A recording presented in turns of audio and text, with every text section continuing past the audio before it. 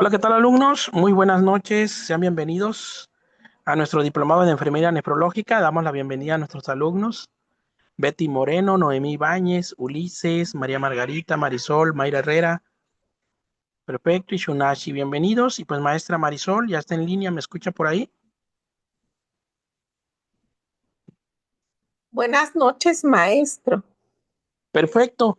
Pues bueno, chicos, les explico rápidamente. Esta vez la presentación de nuestro diplomado lo vamos a hacer la próxima semana. ¿Ok? Entonces, ahorita la presentación del diplomado, ¿a qué se refiere? Se refiere a la información general del diplomado, a explicarte qué documentos vas a enviar, cómo se te envía la diploma, cómo son las fotos para la diploma, es información general del diplomado. Solamente que esta presentación lo vamos a hacer a la próxima semana. ¿Por qué? Porque probablemente en esta semana se van a inscribir más alumnos. Si se inscriben más alumnos, pues para que ya le demos la presentación junto a todos ustedes. Entonces la presentación va a ser el próximo jueves en un horario de 8 a 9 de la noche. La próxima semana vamos a empezar la clase a las 7 de la noche, igual como hoy, pero de 7 a 8 van a tener clase teórica y a partir de las 8 de la noche, ahí voy a tener yo mi intervención y te voy a presentar la información general de nuestro diplomado en enfermería nefrológica.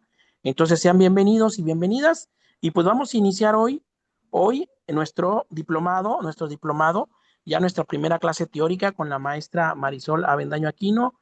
Ella es enfermera especialista en enfermería nefrológica y es del estado de Oaxaca y ahorita la maestra se va a presentar con ustedes, les va a contar su experiencia profesional que tiene en el área de la enfermería nefrológica como especialista y van a iniciar su primera clase teórica. Pues bienvenidos y bienvenidos maestra, la dejo a cargo del grupo, iniciamos sesión. Muchas gracias, maestro Abel. Si me permiten para empezar a compartir pantalla. Bueno, pues sean todos ustedes bienvenidos al inicio de este diplomado en enfermería nefrológica, donde se van a ver los temas de Ya puede hemodiálisis, compartir pantalla terapias maestra, de reemplazo. ¿Mande?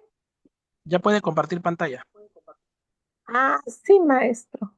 Excelente. Sí, ya puedo compartir. Ya se ve, ¿verdad? Bueno. Pues muy buenas noches nuevamente. Eh, pues como ya me presentó el maestro, soy Marisol Avendaño Aquino del estado de Oaxaca.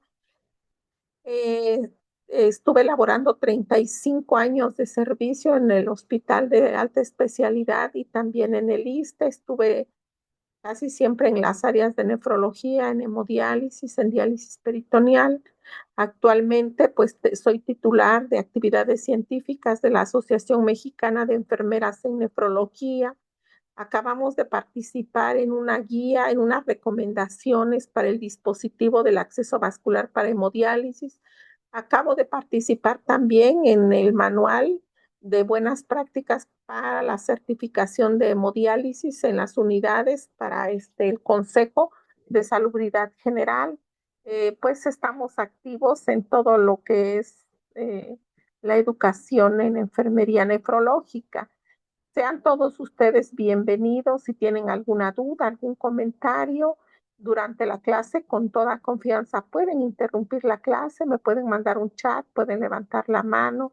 A mí sí me gustaría que prendieran sus cámaras y nos conociéramos. Sí me gustaría saber si ustedes ya tienen experiencia en hemodiálisis, porque si todos tienen ya la experiencia, entonces vamos a cambiar un poco el temario y vamos a poner los indicadores de calidad y de seguridad que deben de fortalecer sus unidades para cuando vaya el auditor del consejo, ya ustedes tengan las nociones que les van a pedir. Si alguien de ustedes ya tiene o apenas acaba de entrar a la hemodiálisis o no ha entrado, bueno, pues entonces vamos a iniciar lo básico, ¿no?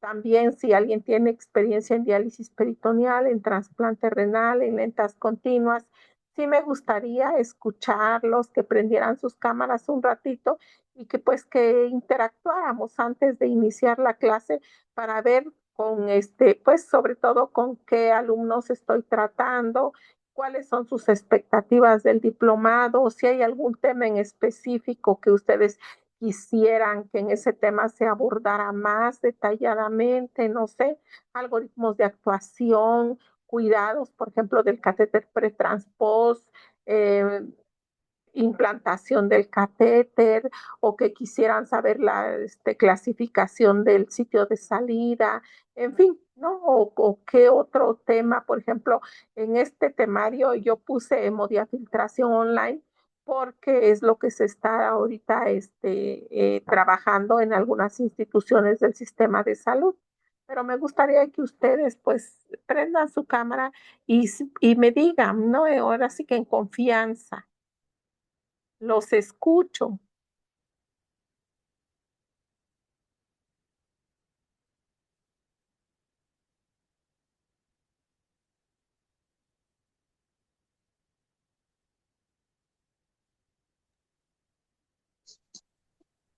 O también, si Buenas ustedes van noches. a permanecer pues calladitos, yo también, yo hago lo mío, no interactuamos, me voy como de corrido, como ustedes me digan, ¿no? Ustedes márquenme la pauta. Buenas noches, licenciada Elia. Bienvenida. Este, sí, gracias, maestra. En mi unidad, yo trabajo en una clínica del ISSSTE, pero no contamos con hemodiálisis. Soy de Zitácuaro, Michoacán, y de aquí se trasladan a otra unidad. La más cercana es Morelia. Nada más Bueno, contamos con diálisis. ujú. Sí, vamos a hablar sobre diálisis y también, si ese es su caso, entonces también podemos hablar sobre prediálisis. Podemos ver cuáles son los indicadores. Por ejemplo, si alguien que no está en el área de nefrología y está en un nivel de atención excelente, excelente, porque podemos trabajar con ellos prediálisis, prevención primaria, secundaria, ¿no? Entonces sí es importante conocernos para saber hacia dónde dirigirnos. O si todos, por ejemplo, como la compañera Elia que acaba de participar, si alguien de ustedes no está en hemodiálisis igual, yo tengo que ver que todos ustedes aprendan, que unos no vayan más que otros, sino que el aprendizaje sea igual para todos. Sí me gustaría que externaran su opinión, estimados alumnos. Prenda su micrófono, Betty, porque lo tiene apagado. Buenas noches. Perdón, maestra. Yo me llamo Beatriz Moreno, soy de Mérida, trabajo en el hospital del ISSSTE y no estoy realmente en el área de hemodiálisis, pues más bien estoy en la terapia intensiva, pero ahí estamos manejando prismas, diálisis y pues sí, me gusta más bien enfocarme más a lo renal porque sí estamos teniendo muchas fallas renales y además pues me gustaría aprender a manejar otra vez la máquina de hemodiálisis porque fue hace muchos años que sí estuve en esas áreas. Bienvenida, Ah, maestra, muchas correcto. gracias.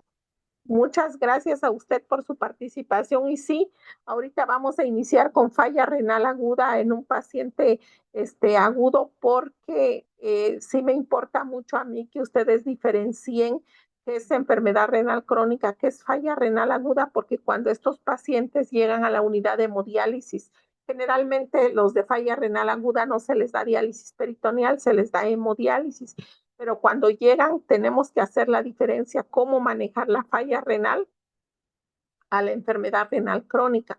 Los cuidados son totalmente diferentes, ¿no? Entonces, pues qué gusto que estén, que sea un grupo bien nutrido y que sean de diferentes partes del país, porque podemos enriquecernos mucho todos. ¿Y usted qué dice, Ulises? Que veo que además usted se conectó muy puntualmente. Noemí, bienvenida, Noemí. ¿Qué tal? Buenas noches, maestra. Buenas noches. Sí, ya, ¿Qué pasa? con, con algunos Ujú. problemitas para la conexión, pero sí, muchas gracias por esta oportunidad. Yo, estoy en un primer nivel, soy licenciado en Derecho y apenas terminé la carrera de la licenciatura en Enfermería y Obstetricia. Y el interés que tengo es porque pues atiendo mucho paciente crónico degenerativo y aquí en Chilpancingo Guerrero pues es un alto índice de problemas de esa naturaleza. La intención pues es estar más enfocado y más capacitado en ese tipo de pacientes.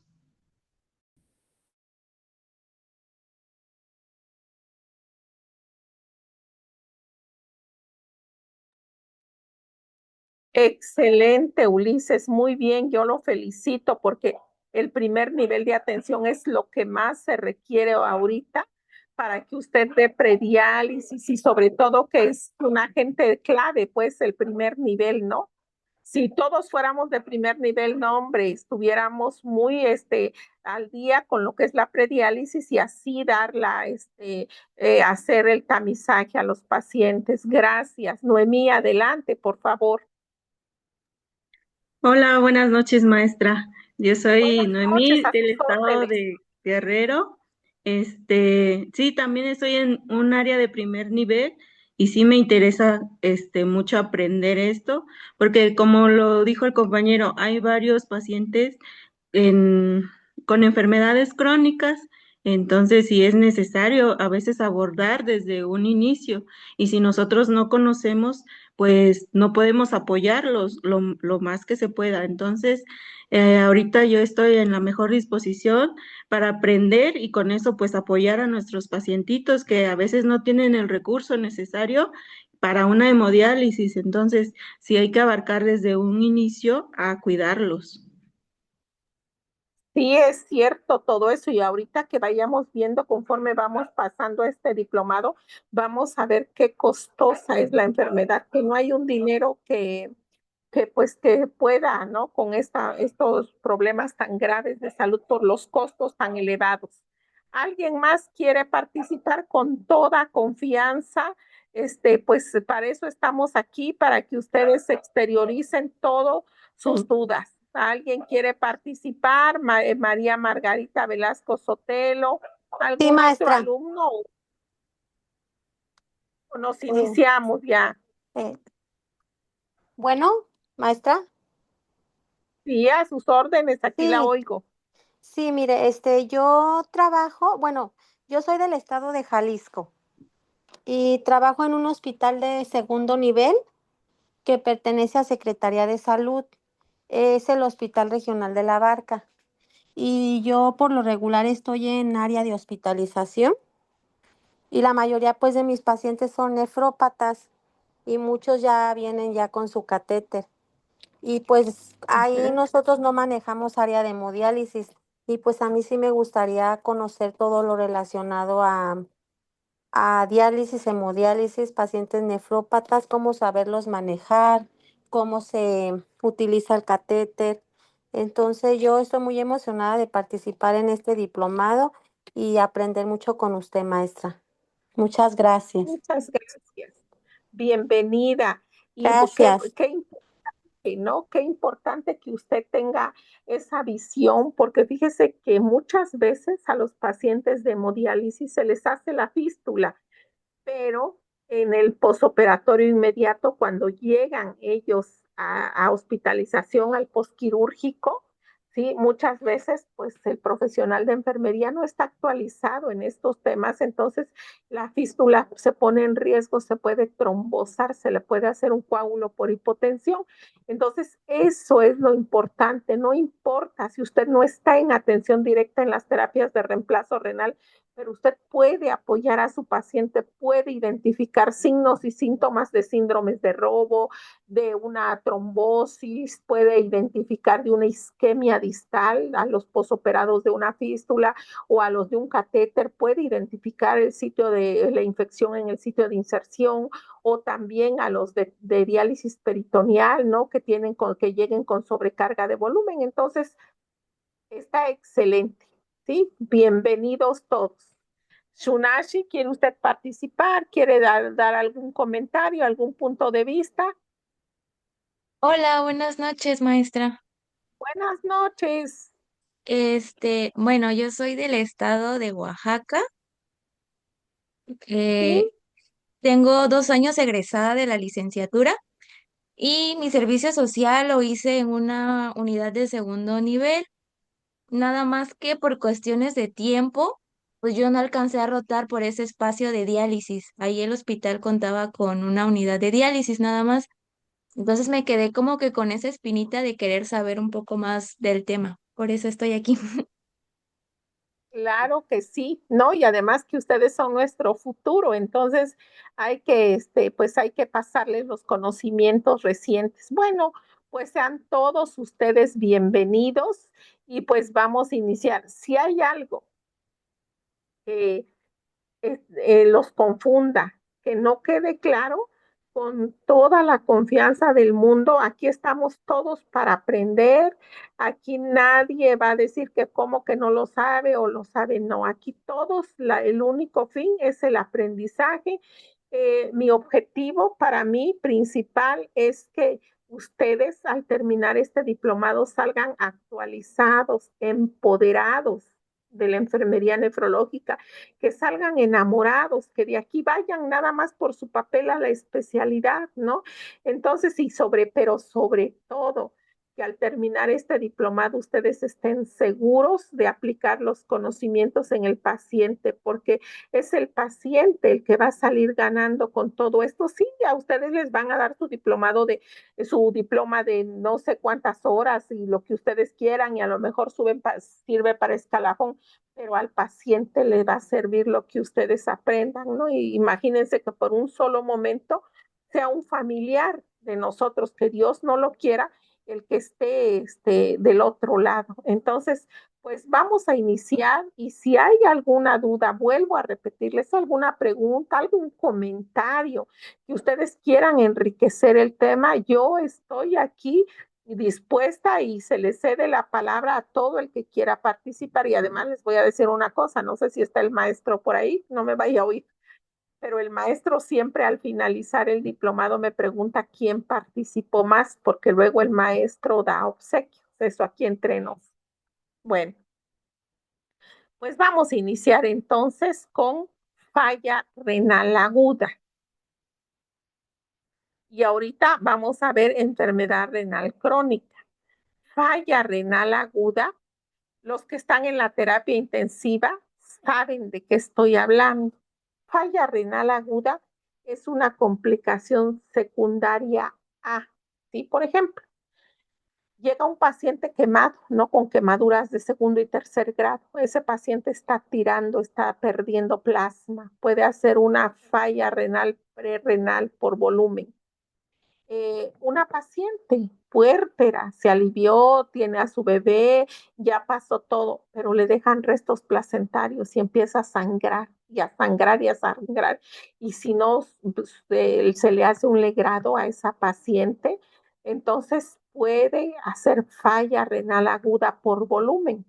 Ahorita se los explico. Y si no se detiene a tiempo, esa paciente o todo el paciente que tenga falla renal aguda y que no sea por inestabilidad hemodinámica, que no tenga un problema grave, que no esté en la terapia intensiva, puede quedar en una terapia de reemplazo renal, hemodiálisis intermitente o hemodiafiltración online para toda la vida, ¿no? Entonces, pues, son los inicios en falla renal aguda, son muy bruscos. Otro ejemplo es si una persona, ¿no? Estamos tranquilamente en nuestra casa, nos pican una araña, y hay que tener mucho cuidado con el piquete de araña, y más la araña violinista, una que es como güerita, así patoncita, es mortal, porque quema el túbulo contorneado proximal o necrosa. Y entonces el paciente va a hacer una necrosis tubular aguda.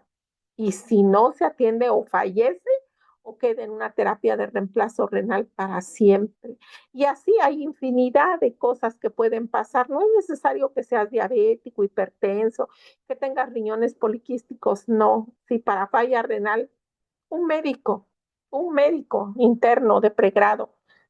No sé qué problema tenía, la verdad yo no estaba enterada de qué fue lo que le pasó, pero empezó con dolor y el doctor se automedicó se tomó un paracetamol o un gramo, me parece, no le hizo nada, se tomó un diclofenaco, no le hizo nada, se tomó un ibuprofeno y ese doctor hizo falla renal aguda que afortunadamente revirtió, pero esas personas que la falla renal aguda revierten tienen que tener muchísimo cuidado porque en cualquier otro momento pueden, si ellos se vuelven diabéticos o hipertensos, es muy fácil que otra vez queden en enfermedad renal crónica, ¿no? Entonces, falla renal aguda es un síndrome clínico. Por eso dice aquí que es un síndrome clínico, no es la patología de base, secundario a múltiples etiologías como las que le acabo de mencionar, que se caracteriza por un deterioro brusco, o sea, de la nada, ¿sí? Deja el riñón de hacer su función depuradora, excretora, ¿no? Y puede, con o sin disminución de la tasa de filtrado glomerular, un deterioro brusco de las funciones renales que altera la homeostasis del organismo y se asocia con frecuencia con un descenso de la diuresis. El paciente empieza a dejar de orinar.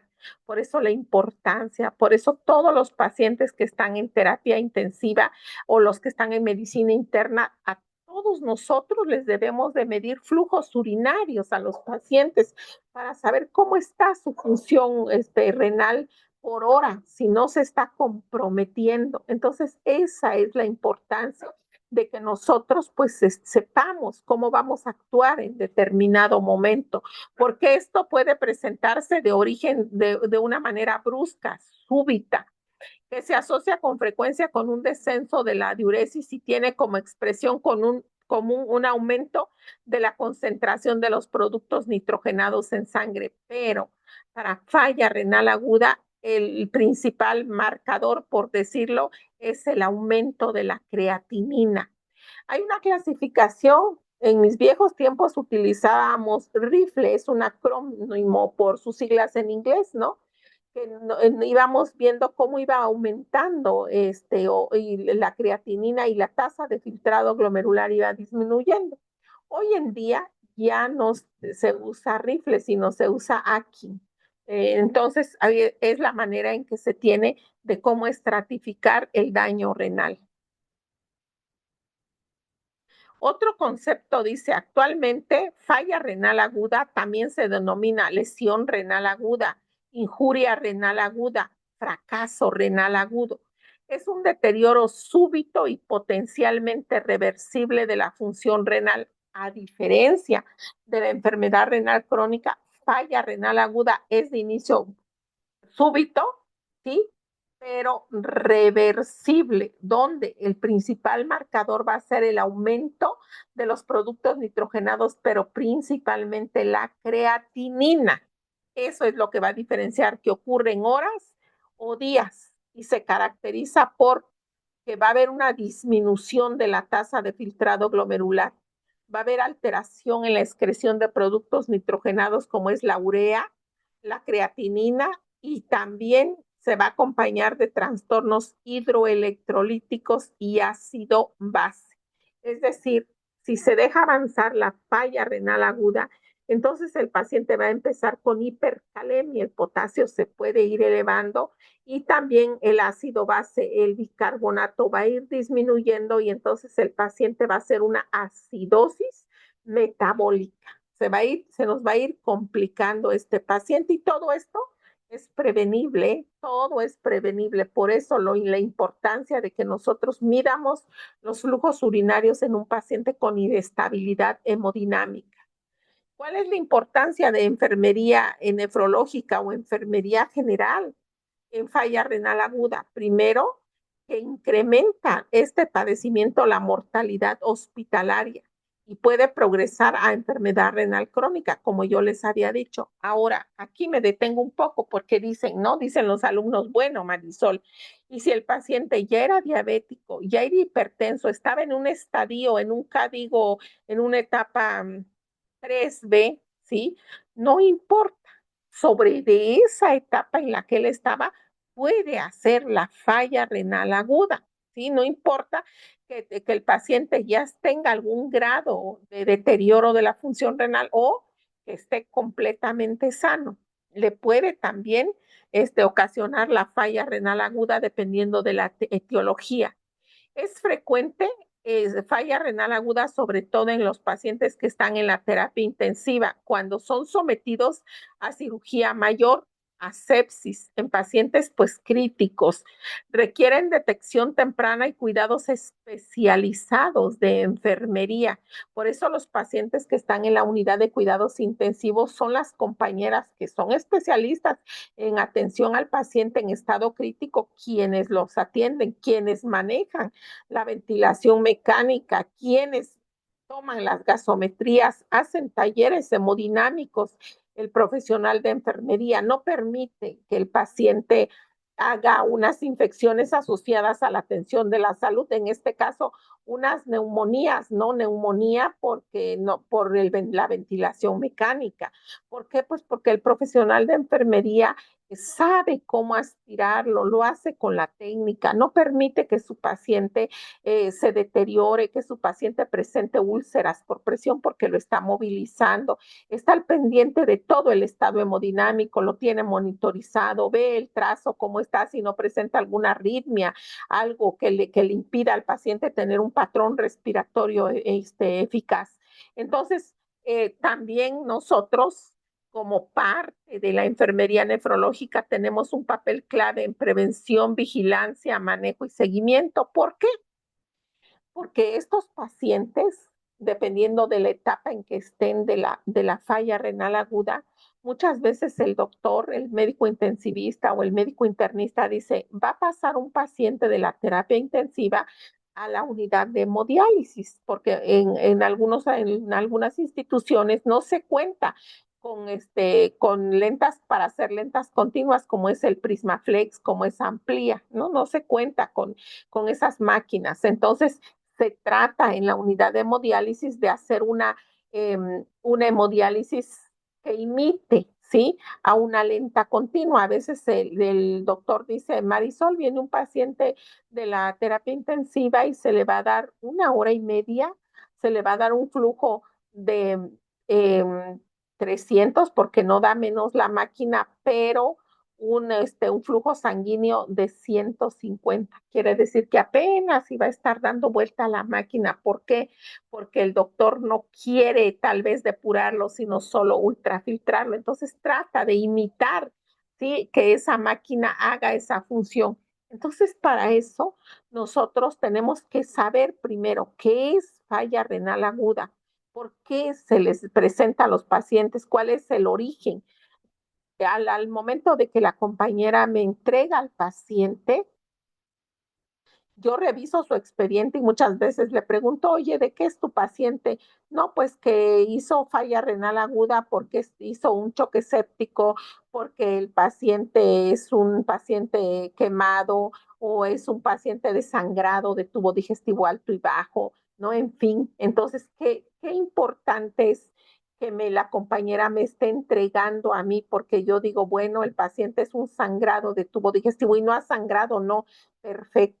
Antes de que yo vea la indicación, yo tengo que saber que a ese paciente no le voy a poner anticoagulante, que yo tengo que estar ahí al pendiente de ese paciente para que no se me vaya a coagular el sistema, ¿no? Y cuando yo veo el registro de enfermería y veo el expediente, pues ahí me voy a enterar, ¿sí? De todo lo que a mí me importa para darle un tratamiento de calidad y de seguridad a mi paciente. Y entonces leo que dice, el paciente hizo falla renal aguda porque se tomó diuréticos de asa, es una persona pues que se le dio el medicamento y no preguntó y etcétera, y se complicó, hizo una necrosis tubular aguda. Hizo una necrosis tubular aguda, entonces yo ya sé, ¿sí? ¿Qué parte de la nefrona está afectada y qué es lo que tengo yo que hacer también? Cuando a mí me entregan a ese paciente que viene intubado, bajo sedación, bajo relajación, en modo ventilatorio, asisto control, que viene con el FIO2 por arriba de 70, de 60, yo tengo que saber los parámetros de la ventilación mecánica. Yo en esos en esa hora y media o 2 horas, o tal vez hasta 3, que el médico, el nefrólogo me indique, yo doy los cuidados totalmente compensatorios a ese paciente. Yo aspiro, yo mido flujos si el paciente tiene drenajes, porque a lo mejor es una cavidad abierta. Sí, es un abdomen hostil que está toda la cavidad sostenida con una bolsa Bogotá tal vez, con puntos de contención. Entonces yo tengo que cuantificar, medir los drenajes y entrego al paciente en perfectas condiciones, pero lo más importante, yo tengo que manejar en ese tiempo la estabilidad hemodinámica de ese paciente, ¿sí? Muchas veces el nefrólogo se está, pero va al piso, o se presenta una urgencia, va a instalar un catéter, se fue a instalar un TENCO, no lo sé, ¿sí? Pero entonces es el profesional de enfermería, por eso enfermería nefrológica juega un papel clave, importante en el manejo de este tipo de pacientes. Hasta aquí, ¿alguien tiene una pregunta?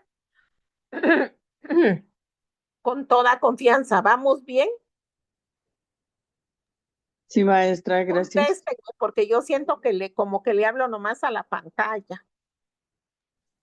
No, sí Sí. vamos bien, maestra. Bueno, contéstenme, porque así sé que hay alguien ahí del otro lado, porque yo siento así como que no le hablo a nadie. Bueno, entonces continuamos y todo está bien.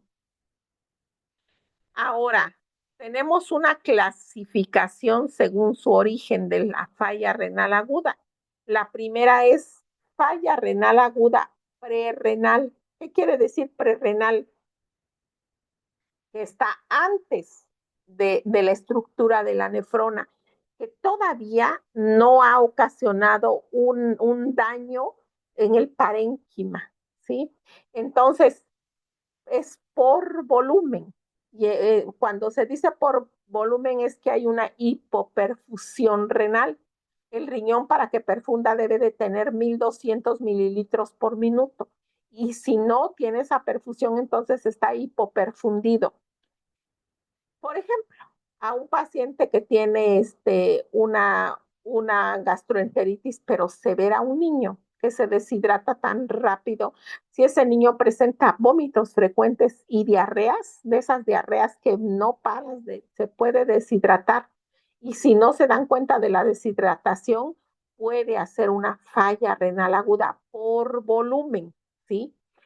Una paciente que pierde este volumen sanguíneo en una hemorragia puede hacer falla renal. Entonces, las causas, dice aquí que falla renal aguda prerrenal, ¿sí?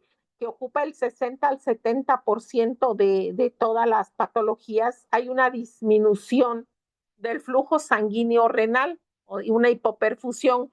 No le está llegando al riñón los 1.200 mililitros por minuto, pero sin daño estructural inicial. Todavía, sí, la nefrona está íntegra.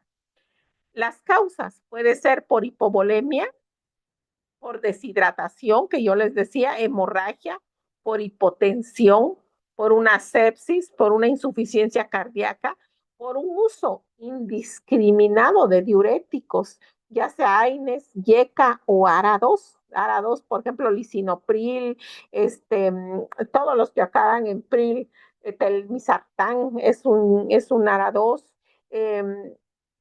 Un captopril es un YECA, AINE, por ejemplo, ibuprofeno, AINE es el etorecoxib, todos los no inflama, los esteroideos no inflaman, no, ay, se me fue, los AINES. Ahorita recuerdo cómo son los antiinflamatorios no esteroideos, ¿no? Esos son los AINES. Entonces, hay personas que nunca van al médico. Justo hoy estaba yo leyendo hoy un artículo donde decía que el que creó la guía, ¿sí? La inteligencia artificial, fue requerido en Estados Unidos por la FDA y todos los organismos, porque estaba pasando algo pues fuera de lo común, fuera de serie. Las personas ya no estaban acudiendo al médico, sino ya le decían a la plataforma, oye, me duele la cabeza, oye, siento esto, siento lo otro, ¿no? Y ya se iban a comprar el analgésico, lo que les dijera la inteligencia. Pero, ¿sí? La inteligencia también se equivoca, ¿no? Entonces, hubo un problema con un paciente y no sé qué fue a comprar, no sé qué efectos secundarios lo hizo, porque ¿quién se lo está recetando? ¿Dónde está la exploración, la evaluación de ese paciente? ¿Él qué sabe si es alérgico o no es alérgico a ese medicamento? Entonces, estaba yo leyendo ese artículo donde dice que, pues que a raíz de eso, llamaron al que creó la inteligencia artificial para que ya cerrar, como yo lo entendí así, como que pusiera un candado para que ya no recete medicamentos ni ningún medicamento ni dos cosas le prohibieron a la inteligencia artificial. Si ustedes le googlean ahí, le piden, ya no les va a dar, va a decir que consultes a tu médico precisamente por eso. Imagínense hasta dónde nos exponemos por ahorrarnos unos cuantos dineros, ¿no? Entonces, a raíz de lo que yo les estoy diciendo, hay personas que se toman indiscriminadamente los antibióticos, que un dolorcito, un ibuprofeno, y ese es un AINES. Por ejemplo, un diclofenaco, un etorecoxib, un celecoxib, todos los medicamentos que se excretan por el riñón. ¿Y cuál es la importancia de esto? Bueno, que el túbulo contorneado proximal, ahí ocurre el 80% de toda la absorción tubular. Ahí es lo primero que llega, por eso es lo primero que se quema, ¿sí? Y si ese paciente está tomando AINES indiscriminadamente o está tomando algún otro medicamento nefrotóxico y no está tomando la suficiente agua, va a deteriorar su función renal. Esos techinos, la moringa, hay un camotito que no sé cómo se llama, la carambola. Ya hay estudios, ¿eh? Ya hay estudios donde se está, el jengibre es un camotito que muchas veces que para la tos, que para, ¿no? Ese también es nefrotóxico. Hay estudios recientes de todo eso, hay artículos donde dice que todo eso son nefrotóxicos. Unos artículos que hablan de la herbolaria. No siempre la herbolaria es buena, ¿sí? Cualquier té tienes que tener cuidado al tomártelo. ¿Por qué? Porque puedes hacer una falla renal aguda por volumen principalmente. Te puedes deshidratar. Entonces, todo lo que es pérdida va a ser prerrenal. Y aquí me di a la tarea de buscarles algunas patologías, por ejemplo, una hipovolemia verdadera cuando hay depresión directa del volumen intravascular, que es lo que yo les estoy diciendo. ¿Por qué? Pues por una hemorragia traumática, por un accidente, hay sangrado, un sangrado interno, el paciente se está desangrando. En las cirugías también puede el paciente hacer un fracaso, una falla renal. ¿Por qué? Pues bueno, por la pérdida que puede tener, ¿sí? También puede ser en el posparto, por pérdidas gastrointestinales, en diarreas, vómitos, laxantes, por sonda nasogástrica. ¿A qué se refiere por sonda nasogástrica? Ustedes han visto que muchos pacientes les instalan una sonda nasogástrica porque tienen distensión abdominal, porque están drenando, ¿no? Pero también han visto que el doctor dice reposición 1 a 1 o 1 a 2. Es por eso, para que el paciente no se deshidrate y no haga una falla renal por volumen.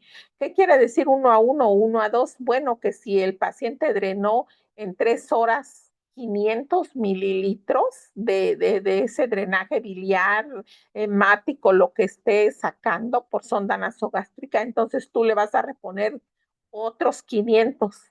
Pero si dice 1 a 2, quiere decir que tú no le vas a reponer 500, sino le vas a reponer 1000. Es un ejemplo, ¿no?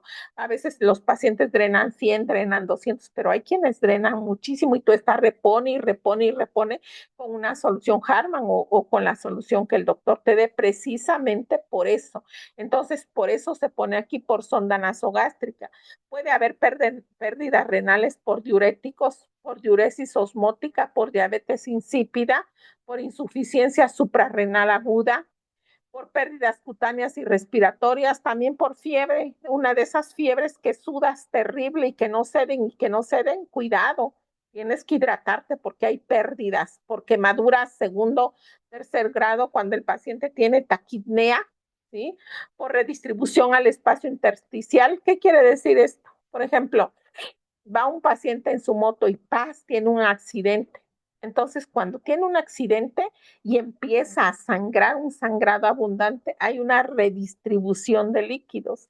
Toda la sangre, vámonos, no se va a ir a corazón y a cabeza principalmente. Y entonces el paciente empieza con la piel pilosa, ¿sí? Como si tuviera escalofrío, empieza con sudoración fría y una taquicardia, porque el corazón empieza a echar su mecanismo compensatorio. Entonces, lo que va a pasar ahí es que el riñón empieza a hipoperfundir. No va a perfundir sus 1.200 mililitros por minuto, sino la poca sangre que le quede al paciente se va a ir a la cabeza y al corazón, ¿no? Y entonces el paciente hace un choque. Dicen es que viene chocado, no rápido, porque el paciente viene chocado, lleva un shock hipovolémico. Sí, entonces esa se refiere a la redistribución al espacio intersticial. También puede hacer por síndrome nefrótico, nefrítico, malnutrición, pancreatitis, peritonitis y obstrucción intestinal. Yo me di a la tarea de algunas, son muchas. También, ¿sí? Tenemos otra falla renal que puede ser intrínseca o muchas veces la conocen como falla renal parenquimatosa o renal. ¿Qué quiere decir esta de parenquimatosa? Que ya hay daño estructural del riñón, ¿sí? Y aquí dice, principales tipos, necrosis tubular aguda, isquémica o tóxica. Se ha necrosado, se ha quemado el túbulo contorneado proximal. El túbulo contorneado proximal, como ahí les explicaba yo, ocurre toda la absorción tubular, un 80%. Todo lo que ahí llega para reabsorberse, lo que sirve y lo que no, vamos, no empieza el proceso de excretor. Entonces, allí el túbulo contorneado proximal tiene, como se dice, borde en cepillo, porque tiene muchas vellosidades, el borde en cepillo. Entonces, ese borde es el que se quema, pero afortunadamente se recupera. Entonces, por eso es la necrosis tubular aguda. También puede ser por glomerulonefritis aguda, ¿sí? Glomerulonefritis, nefritis intersticial por fármacos o infecciones. Las causas frecuentes por contraste yodado. Cuando un paciente se va a hacer un estudio y se le va a aplicar medio de contraste, si su estado hemodinámico lo permite, hay que prehidratar a ese paciente antes y posteriormente que tome agua, porque el contraste yodado puede quemar el túbulo contorneado proximal. También los antibióticos, la mayoría de los antibióticos son nefrotóxicos, la gentamicina principalmente. Por rabdomiólisis, la rabdomiólisis es lo que yo les explicaba, por ejemplo, con la araña violinista, si hay una apoptosis celular o por enfermedades autoinmunes, también puede ser un lupus eritematoso, puede ser una artritis reumatoide.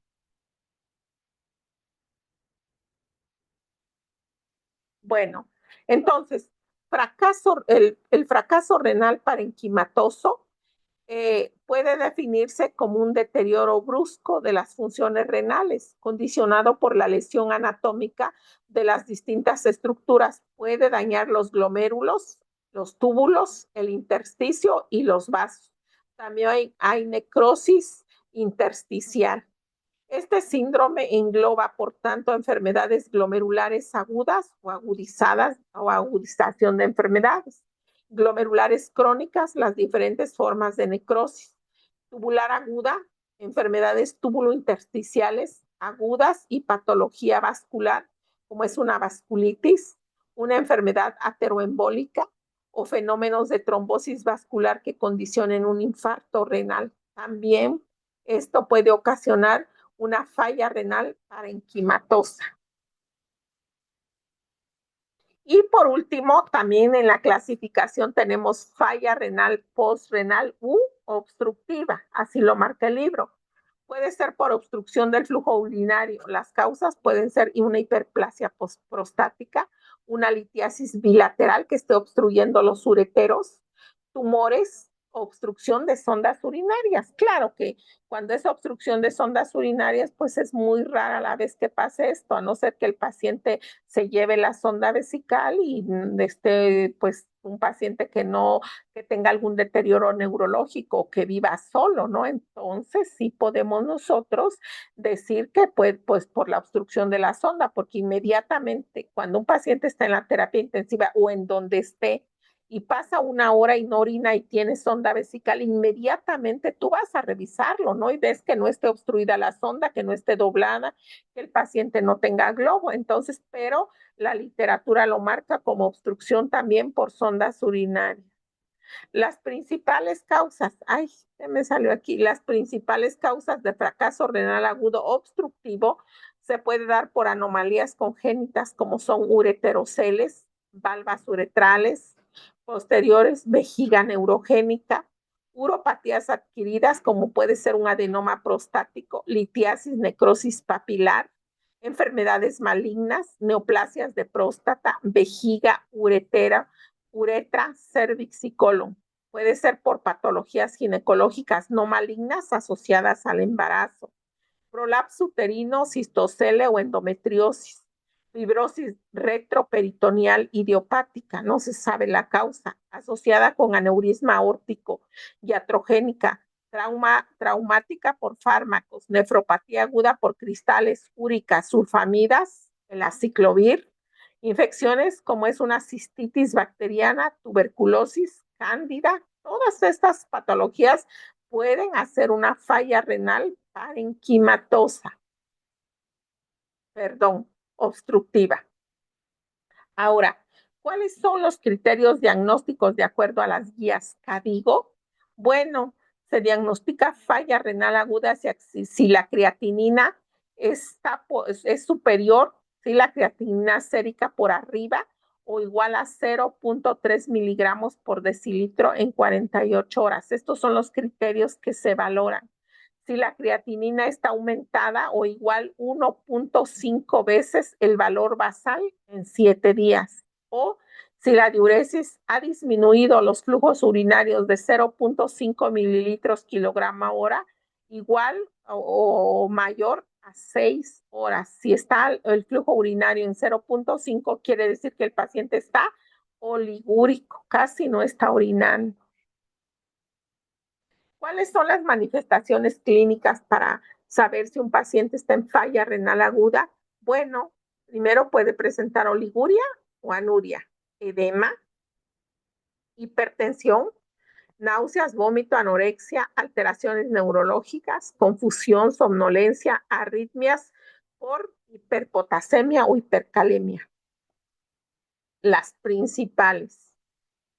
Estas son las alteraciones más frecuentes.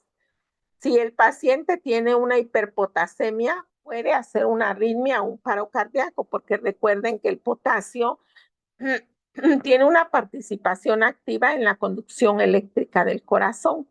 Puede hacer una acidosis metabólica y el paciente puede presentar una respiración de Kussmaul. Puede tener una sobrecarga hídrica y el paciente puede hacer un edema agudo pulmonar y una uremia, y entonces el paciente ya estamos hablando de una pericarditis o una encefalopatía urémica. El paciente está demasiado complicado.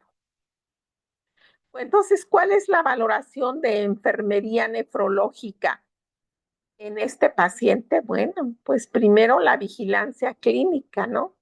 Todo paciente que esté en riesgo de tener un fracaso renal, principalmente prerrenal por volumen, que sepamos nosotros que ese paciente tiene pérdida, hay que hacer un control estricto de líquidos.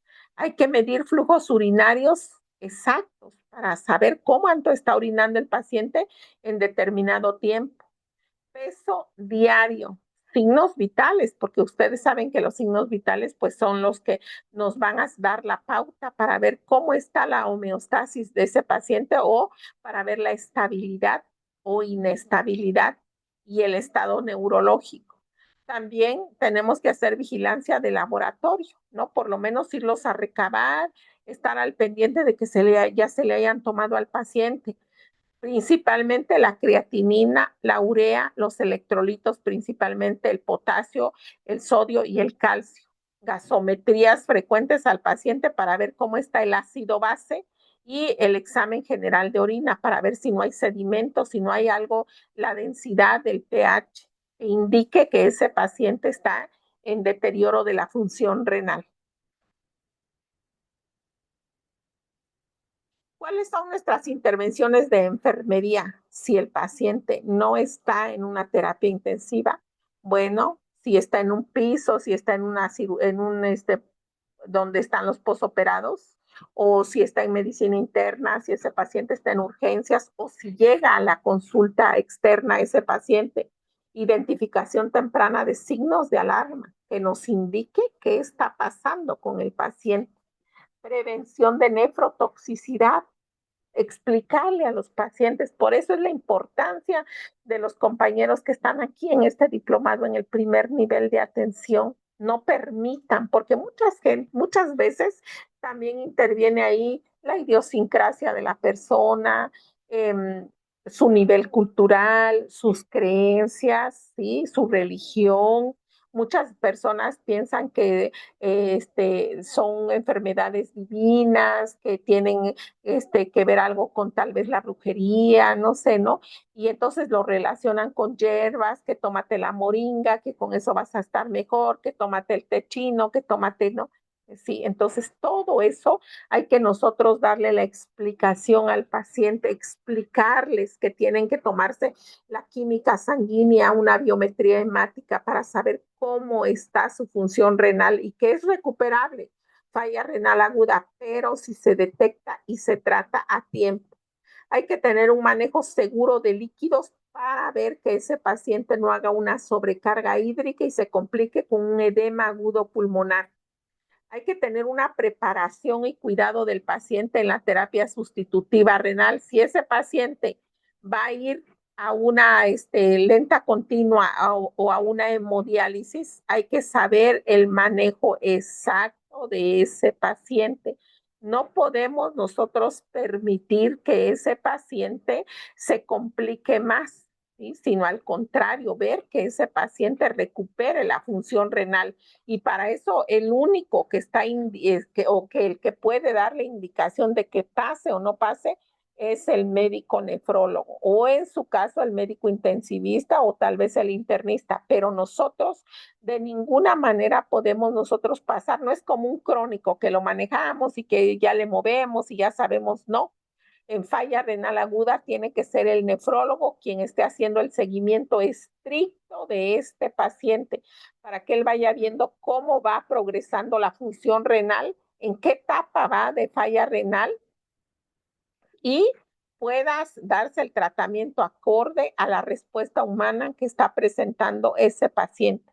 Hay que hacer educación al paciente y a la familia. Se hizo una falla renal por una deshidratación severa, por el medicamento que se tomó los meses, el diurético de ASA, por ejemplo, o si tomó alguna hierba. Hay que darle la educación a toda la familia, ¿no? Para que esto pues no vuelva a ocurrir. Todo depende de la etiología que esté dando falla renal aguda. Bueno, y el tratamiento, hablando de un enfoque general, pues, ¿qué va a pasar? Pues que se va a hacer la corrección de la causa desencadenante, que es lo más importante, ver qué desencadenó la etiología. El manejo cuidadoso de líquidos, va a ser un control estricto de líquidos y de diuresis. Ajuste de dosis de medicamentos, porque además no tienen que ser medicamentos nefrotóxicos. Una dieta controlada en sodio, potasio y proteínas. Un inicio de terapias de reemplazo renal cuando esté indicado, cuando el médico lo considere necesario, él es el que va a dar la indicación, el tiempo, el flujo sanguíneo, el flujo dializante, cómo vamos a manejar nosotros el estado hemodinámico de ese paciente durante la sesión. Y bueno, cuando ya el paciente tiene que pasar a una hemodiálisis, estas son las indicaciones. Tenemos un algoritmo que es AEIOU. A, ácido, cuando el paciente tiene una acidosis metabólica refractaria, electrolitos de la hiperpotasemia, y lo normal que debemos de tener es de 3.5 a 5.5 miliequivalentes por decilitro, y si el potasio ya está por arriba de 4 o de 5, el paciente puede hacer una parada cardíaca, ¿no? Y rápido, mételo a la hemodiálisis. Por intoxicaciones también puede pasar a ese paciente, porque una diálisis pues tiene sus ventajas y sus desventajas. Y si se quiere rescatar a ese paciente, entonces hay pacientes que intentan, por ejemplo, suicidarse con algún veneno, o que alguien tomó un veneno inconscientemente, o que lo tomó pues confundiéndose. Hay que hacer hemodiálisis de inmediato para hacer la depuración y que no vaya a tener alguna consecuencia grave cuando hay sobrecarga de volumen, que ya el paciente esté haciendo edema agudo pulmonar, o que ya tenga un GODET de 3, ¿no? Uremia sintomática, que ya tenga el paciente signos y síntomas urémicos, pero que todavía no los manifieste, también rápido, pásalo a la hemodiálisis. En este momento, cuando el paciente pasa a una terapia, o cuando el paciente está en este estado de falla renal aguda, nosotros debemos de dar una decisión oportuna de referencia a nefrología. Si nos encontramos en un centro de salud y no está el médico, de inmediato hay que dar aviso que el paciente está haciendo falla renal aguda para referirlo a una institución de segundo o de tercer nivel. Hay que dar aviso a quien competa, ¿no? Si estamos en un segundo nivel, entonces y nos dicen que el paciente va a pasar de la terapia a la hemodiálisis, hay que preparar la unidad, el monitor, si tenemos ventilador, o lleva ese ventilador el paciente, hay que preparar todo el equipo de aspiración, el carro de parada, que siempre lo debemos de tener completo y listo para cualquier situación que se presente. Hay que tener todo lo que se requiera, aparte de la conexión y desconexión para ese paciente. Hay que hacer un monitoreo estricto durante la terapia. Ese paciente tiene que estar monitorizado, y lo más importante, ver si sí procede la anticoagulación o no. Hay que hacer prevención de infecciones también, pues utilizando, sí, máxima barrera para que el paciente no haga IAS. Y seguimiento posterior a la recuperación renal, sí, que es lo que se desea, que el paciente se recupere, y darle educación, cómo va a cambiar los hábitos para que no vuelva a hacer una falla renal. Sí, o si es por alguna complicación, también se le orienta al paciente. Conclusión de este tema: la falla renal aguda es una urgencia nefrológica que requiere detección temprana, vigilancia continua y cuidados especializados de enfermería. La intervención oportuna de la enfermería nefrológica disminuye complicaciones severas, la mortalidad y la progresión a enfermedad renal crónica, que ese es el principal objetivo: limitar el daño dando los cuidados específicos que se requieren. ¿Hay alguna duda, alguna pregunta, algo que ustedes me quieran hacer? Quedo atenta a sus comentarios. Sí, buenas noches, maestra. Mi nombre es Cintia, soy estudiante de enfermería y auxiliar en terapia intensiva. Bueno, soy asistente de terapia intensiva. Ahorita en lo que nos mencionaba, que los cuidados recomendados, por ejemplo, nosotros en terapia hacemos medición de uresis cada hora. Mi pregunta es la siguiente: ¿cómo yo puedo detectar si mi paciente en primer nivel está presentando la falla renal crónica, pero sin que tenga yo los elementos que menciona que son de laboratorio, y pudiéndolo hacer de una primera instancia, por ejemplo en un triage, donde viene y me manifiesta? Ajá, sí, le escucho. Bueno, es que usted me está hablando ya de una enfermedad renal crónica. Aquí nosotros hablamos de falla renal aguda. Enseguida viene la clase de enfermedad renal crónica. Pero contestando a su pregunta, usted puede hacer una Perdón, estimación. era aguda, perdón.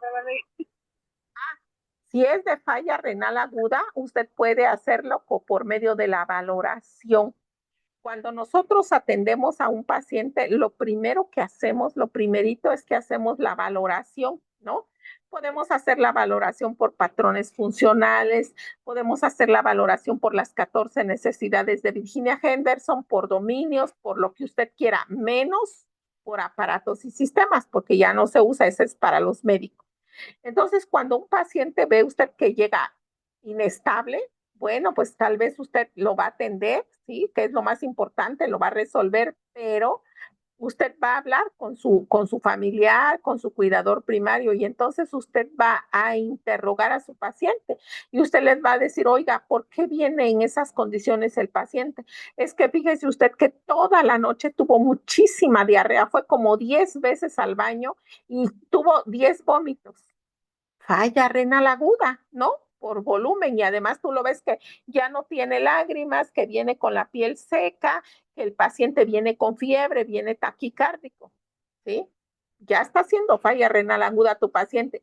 Una señora que viene con un sangrado terrible que le viene escurriendo, falla renal aguda, ¿sí? ¿Por qué? Porque está haciendo una pérdida por volumen. Si alguien llega y te dice es que viene muy mal porque intentó suicidarse, falla renal aguda, ¿no? O sea, hay muchas maneras de nosotros, al tú saber la etiología que puede ser prerrenal, renal o parenquimatosa o obstructiva, ¿sí? O postrenal u obstructiva, entonces tú con eso ya haces un diagnóstico, una estimación solo por el laboratorio y que nosotros no hacemos los diagnósticos médicos, ¿eh? Quien los hace es el médico, pero si no está el doctor, entonces tú haces tus diagnósticos de enfermería, ¿sí? Y entonces tú puedes decir, el paciente trae exceso de volumen, ¿no? El paciente tiene deterioro de la integridad cutánea porque trae una comezón terrible, un prurito. ¿Por qué? Pues porque el paciente ya tiene escarcha urémica, ¿no? Y el paciente viene con inestabilidad hemodinámica, el paciente viene, y ya empiezas tú a sacar tus diagnósticos, el paciente viene con ansiedad, viene con náuseas. No hay necesidad de que nosotros utilicemos los laboratorios son cuando se tienen a la mano, cuando los podemos ver, ¿no? Excelente. Comparamos laboratorios de ayer, de hoy, vamos haciendo seguimientos de los pacientes, vemos las gasometrías, cómo está, cuánto tiene, de todo, ¿no? Todos los parámetros gasométricos, perfecto. Pero cuando no se tiene, tenemos los conocimientos nada más, que muchas veces esos son los que salvan al paciente y sobre todo en un primer nivel, ¿sí? Porque ya tú tienes la seguridad y dices, hay que referir al paciente, ¿no? Entonces, no sé si contesté a su pregunta.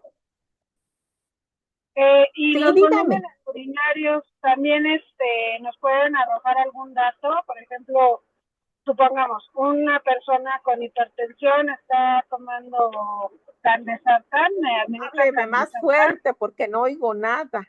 Por eso me estoy aquí fuerte. A ver, dígame, Cintia. ¿Ahí me escucha? Sí, ya mucho mejor. Sí, ya.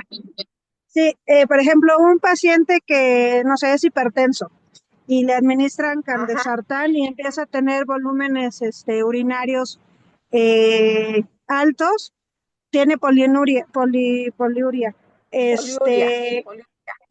¿Nos manifiesta algún dato de que ya esté presentando algún tipo de falla? No, porque es muy diferente. No, la poliuria poliuria es mucha orina, esa es otra cosa. Estamos hablando ahorita de falla renal aguda, es un deterioro brusco, rápido, pero reversible de la función renal, donde el principal marcador es la creatinina. No confundir con el hipertenso ni con el diabético.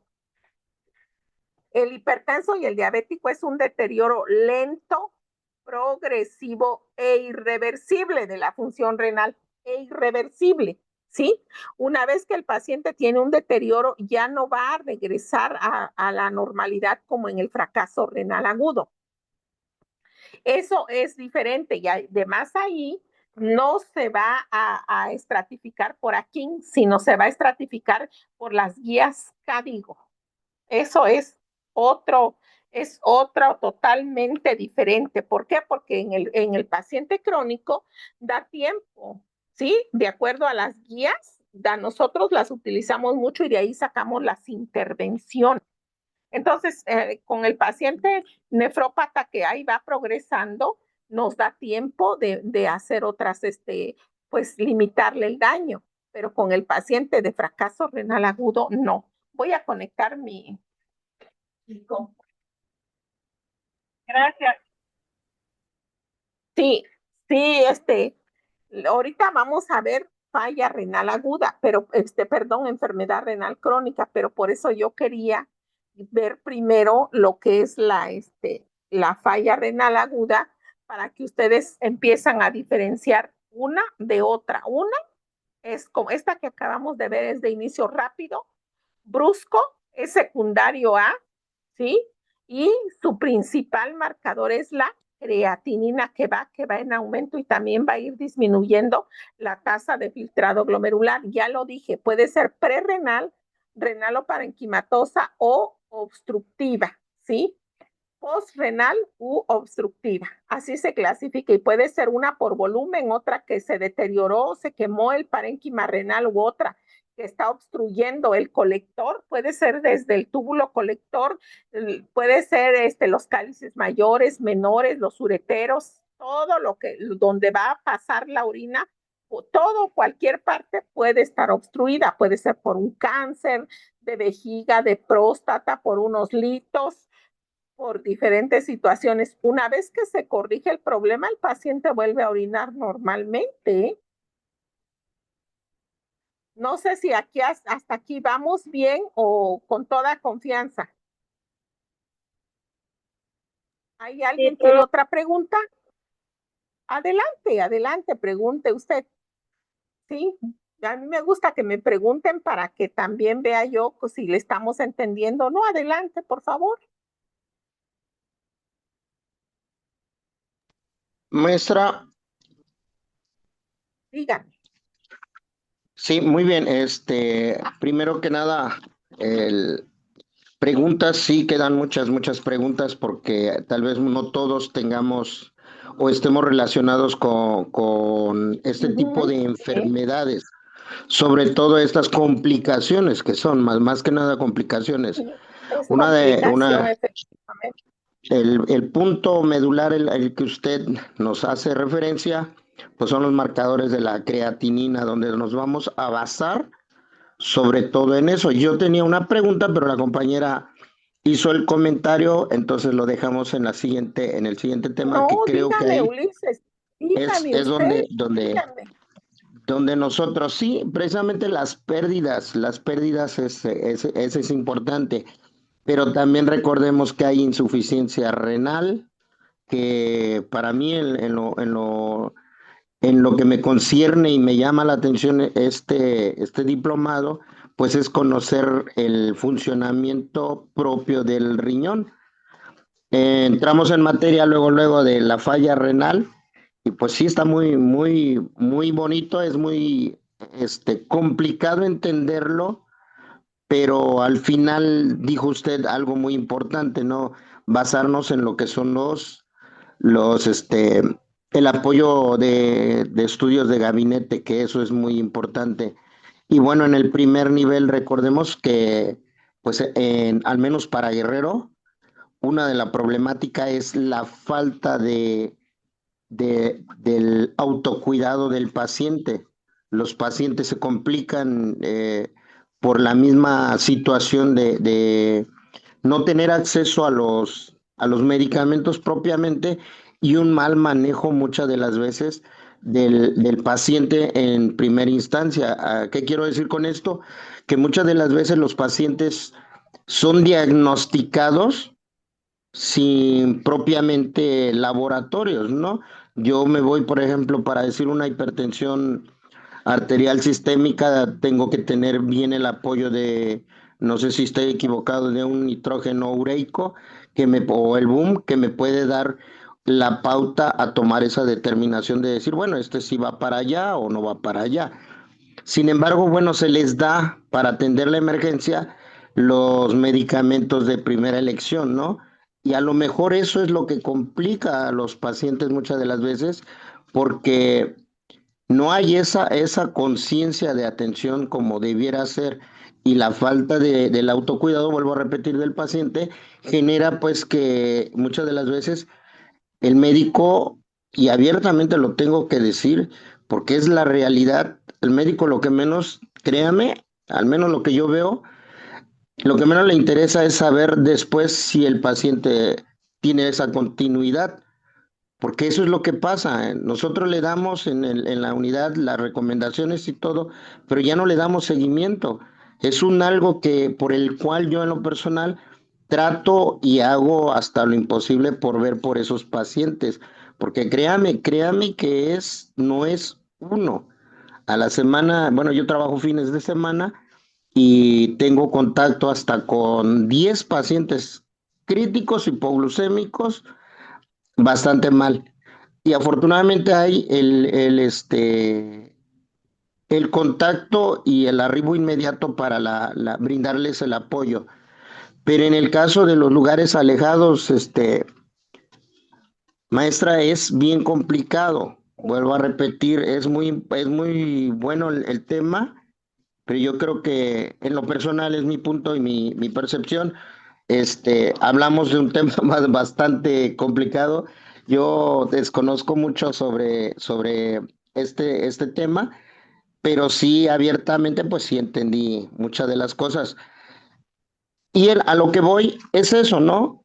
Hablar propiamente de esta situación de los riñones, la nefrología en sí.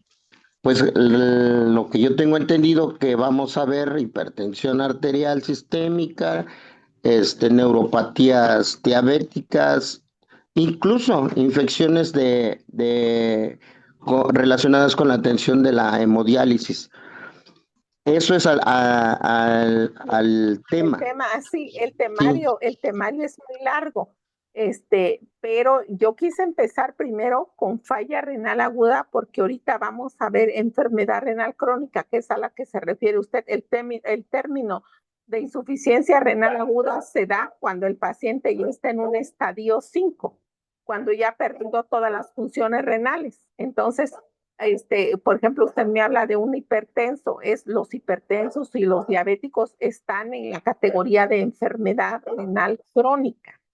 Ahorita lo vamos a ver eso, pero me voy a ir despacio. Pero primero sí tengo yo que hacer esa comparación entre falla renal aguda y enfermedad renal crónica para que ustedes empiecen a diferenciar tanto de uno como de otro, porque cuando nosotros los atendemos tenemos que darles el cuidado que requiera ese paciente.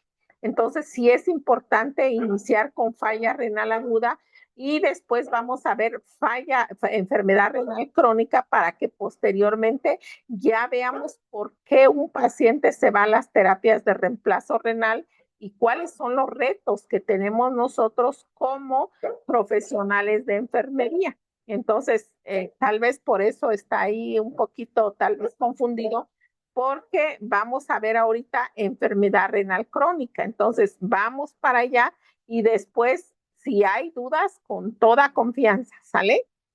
Vamos entonces al siguiente tema, que es enfermedad renal crónica.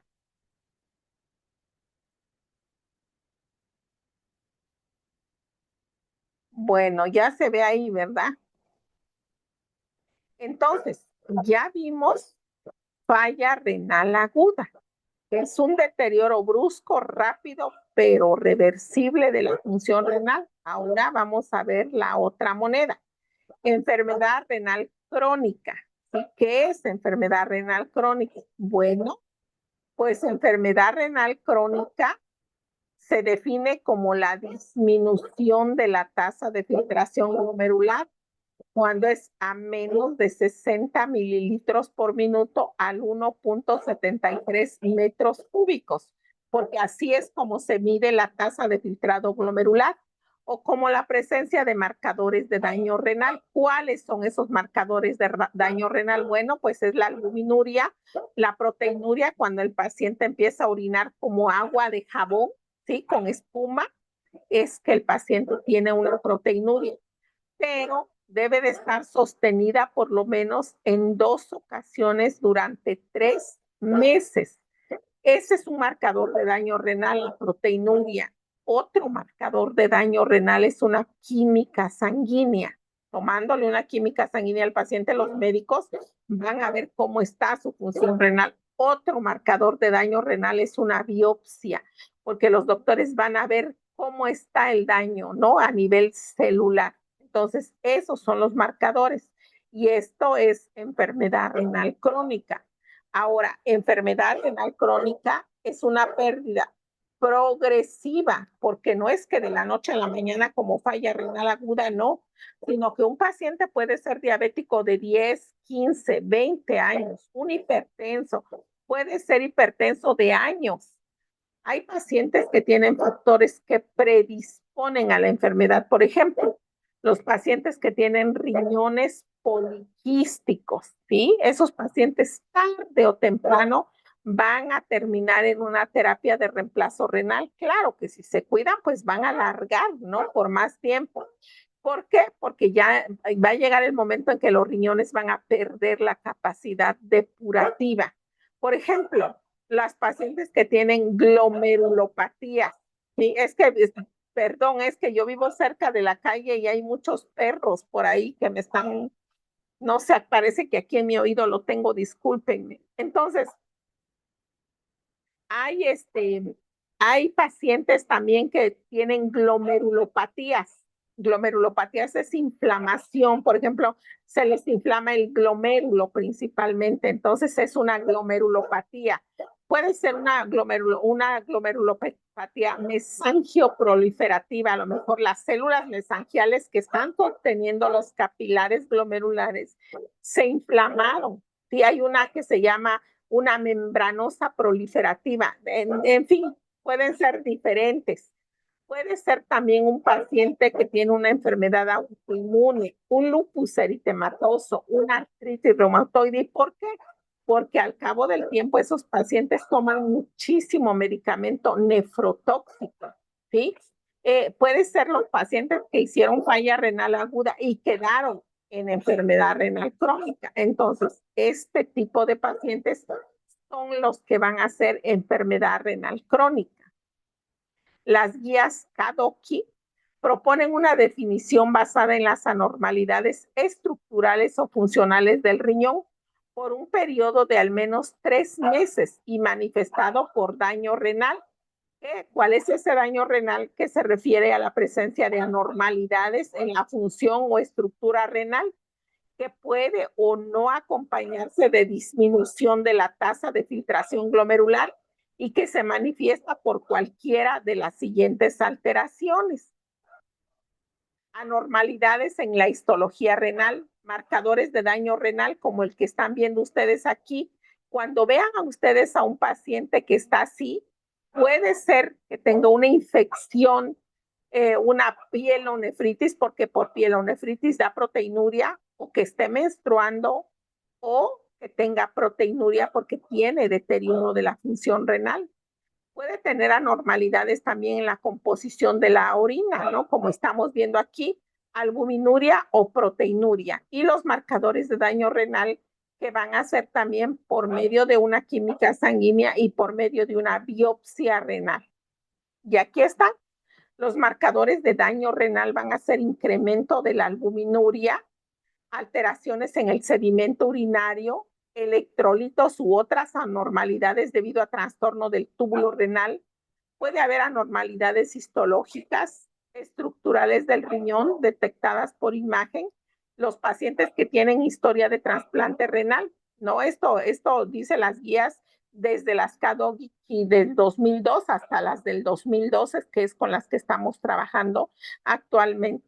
Ahora, ¿qué es entonces enfermedad renal crónica? Enfermedad renal crónica es un daño renal durante 3 meses o más, con o sin disminución de la tasa de filtrado glomerular, y está manifestado por anomalías anatomopatológicas. En la biopsia que el doctor le tome, él va a ver cómo está la estructura del riñón, del glomérulo principalmente, por marcadores de daño renal como son sangre, orina o gabinete. Cuando hay una tasa de filtrado glomerular menor de 60 mililitros por minuto al 1.73 metros cúbicos durante 3 meses o más, con o sin daño renal aparente, ¿sí? Como ustedes ven, nada que ver con falla renal aguda. Aquí la enfermedad va lento, lento, lento, lento, hasta que se va a ir manifestando. Pero pasa un largo periodo de tiempo para que se vaya manifestando el problema. El paciente va a empezar con signos y síntomas que no son perceptibles. Y ahorita vamos a ver las guías, qué es lo que nos dicen, y la estratificación del daño renal. Pero antes vamos a ver esto, que esto es muy importante. Aquí están los factores de riesgo para enfermedad renal crónica. Tenemos estos 3 factores: los que son predisponentes, los que son iniciadores y los que son de progresión. Los que son de predisponentes es la edad avanzada. Todas las personas mayores de 60 años tenemos predisposición, ¿sí? De por sí, fisiológicamente la tasa de filtrado glomerular va a ir disminuyendo con el tiempo, al paso del tiempo. Quienes tienen historia familiar de un paciente que tengan en diálisis, en hemodiálisis, esa es historia familiar. Grupo étnico de origen hispánico, se da más en el género masculino. Los que tienen síndrome metabólico. ¿Cuál es el síndrome metabólico? Los que tienen hipertensión, obesidad, diabetes, reducción de la masa renal, los pacientes que nacen con malformaciones congénitas, ¿sí? Ahora, ¿cuáles son los factores iniciadores, los que van a iniciar la enfermedad? Pues las enfermedades renales primarias. Desde que nace el paciente ya tiene, por ejemplo, ¿cómo le quitas a un niño que si su papá tuvo riñones poliquísticos, él no los tenga porque es hereditario? Los pacientes que tienen diabetes mellitus, hipertensión arterial sistémica, enfermedades autoinmunes, los que toman nefrotóxicos por la causa que ustedes digan, los AINES, los aminoglucósidos, los medios de contraste, esos pueden iniciar el daño renal. Los que van a progresar la enfermedad es la proteinuria. Cuando hay una hipertensión mayor, ya estamos hablando de una sistólica por arriba de 130, de una diastólica por arriba de 80. Alta ingesta de proteínas también, el comer mucha proteína de alto valor biológico, como es carnes rojas, como es pescados, pero así indiscriminadamente también puede afectar. Cuando el paciente es diabético, pero hay un pobre control de la glucemia, ¿no? Que el paciente pues es diabético, pero no lleva un control adecuado, hace picos de hiperglucemia, empieza a tener problemas metabólicos, aunado eso es hipertenso. También cuando el paciente tiene obesidad en grado 3, grado mórbido, o cuando el paciente tiene anemia, sí, cuando hay pacientes que empiezan a estar anémicos y se desconoce la causa. Esto que ven ustedes aquí son los factores de riesgo para que inicie la enfermedad renal crónica, pero todo esto que ustedes ven es controlable, ¿sí? Se puede modificar. Si está tomando nefrotóxicos, pues que tome mucha agua, que su alimentación sea balanceada, que no tome tanto refresco, principalmente la Coca-Cola por el fósforo que contiene, que no tome tés, que su alimentación sea lo más sana posible. Si es hipertenso, que se vaya con el nutriólogo para que le dé una dieta DASH, por ejemplo, ¿no? Si el paciente no tiene apego, ¿sí? Apego a su tratamiento, entonces pues hay que hablar con el familiar, hay que hacerlo hasta lo imposible. Y muchas veces no queda por enfermería, sino que el paciente a veces no quiere apegarse a los medicamentos, o tú lo mandas con el nutriólogo y no quiere bajar de peso, ¿sí? Entonces hay situaciones que van más allá de nosotros, pero que nosotros tenemos que apegarlos o explicarles, pues porque esa es nuestra principal función. Y aquí también hay otros factores como el bajo nivel socioeconómico y de educación. Estos te van a predisponer cuando hay estados de hiperfiltración en los pacientes hipertensos, cuando hay disminución del número de nefronas que nacen con los riñones chiquitos o uno más chiquito que otro, cuando persiste la hipertensión, cuando hay una ingesta elevada de proteínas o hay un aumento de excreción urinaria de proteínas, cuando hay proteinuria.